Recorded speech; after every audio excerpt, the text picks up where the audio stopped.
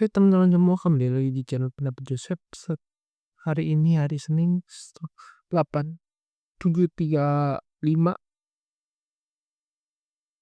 hari rada mendung, pertandingan Roma melawan Milan.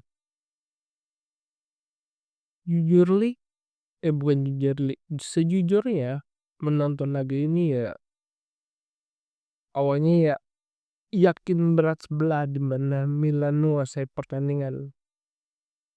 Jadi tapi saat menonton laga ini ya kekuatan tuan rumah tuh nggak bisa ditahan ya, dan perbaikan di Roma di tangan Gasperini itu tuh sungguh nyata.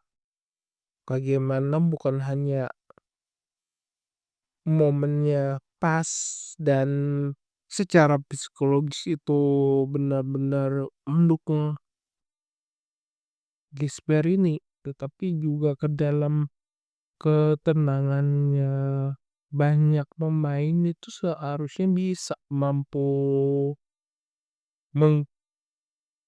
menambah daya gedornya. Tapi ya Roma tetaplah Roma. Selama bawa ketambah kekuatannya didukung Dybala, Solo, dan beberapa pemain lainnya, ditambah Malen tentunya harus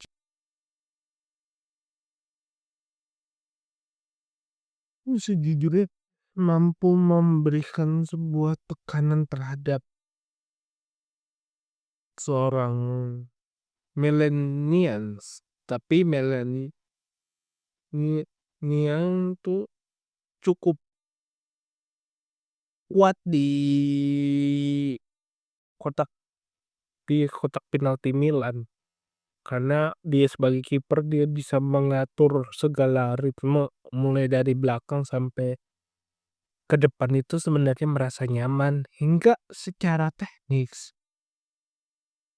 Hal ini berkaitan pada gol pertama si Milan. Sedangkan Roma dia butuh banyak waktu untuk menyelesaikan apa yang berbicara ketenangan dan euforia untuk menekan lawan. Setelah Dybala ditarik keluar, masuk Pellegrini, serangan lebih tidak seatraktif di babak pertama sampai menit ke-74, tetapi yang jadi sebuah yang lebih nyata adalah ya salah satu, kalau lo khawatir terhadap ketak nggak startnya si Dybala, lo harus mengorbankan salah satu pemain tengah lainnya. Maksudnya gini, Pellegrini nggak tune in, lo harus mengorbankan Dybala di kotak penal di bench untuk menggantikannya ke Dybala kalau Pellegrini main. Nah, kalau Dybala main, lo harus menyiapkan Pellegrini di bench sebagai sebuah alternatif. Ini nggak bicara bahwasanya karena El Shaarawy cedera, itu satu dari banyak alasan. Alasan lainnya ya dua pemain ini memang yang lebih bisa memegang bola, bisa mengambil kendali bola mati. Bahkan ada perbedaan yang terhadap lucu antara Pellegrini dan adanya Pellegrini dan Pellegrini dan Dybala.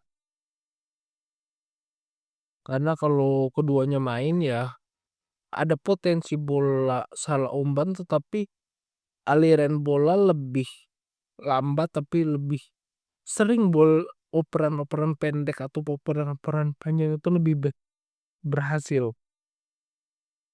Dan itu nyata dalam Misalnya kalian menonton yang dilawan